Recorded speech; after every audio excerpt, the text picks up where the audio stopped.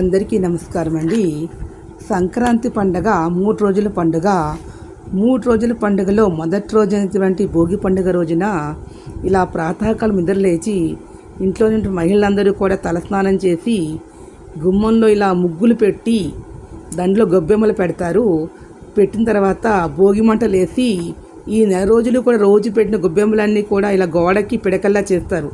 అవన్నీ దండ కట్టి ఆ యొక్క భోగి మంటల్లో వేస్తారు. అదేవిధంగా పాత వస్తువులు ఏమైనా ఉంటే ఇంట్లో అవి కూడా భోగి మంటల్లో వేస్తారు. మగవాళ్ళందరూ కూడా ఆ భోగి మంటల దగ్గర ఆ చలికి తట్టుకోలేక అక్కడ కొంచెం వేడిగా ఉంటుంది, వెచ్చగా ఉంటుందని అక్కడ కొంత సేద తీరుతూ ఉంటారు. అదేవిధంగా గోదా రంగనాథుల యొక్క కళ్యాణం కూడా భోగి రోజున సాయంకాలం చేస్తారు. 4 రోజుల పాటు గోదమ్మ కృష్ణుని పూజ చేసి పరమాత్మల ఐక్యమైంది. అదే బొమ్మల కొలువు కూడా పెడతారు. అదేవిధంగా చిన్నపిల్లలకి 5 సంవత్సరాల పిల్లలకి భోగిపళ్ళు కూడా పోస్తారు 3 సార్లు. దాని పేరెంటాలు కూడా చేసి అందరికి కూడా శనగలు అవి కూడా వాయినంగా సమర్పిస్తారు. అదేవిధంగా ఇలా పోయడం వల్ల చిన్నపిల్లలకి మంచి ఆయుష్ ఆరోగ్యం వృద్ధి చెందుతుందని చెప్పి పెద్దలు చెప్పినటువంటి మాట.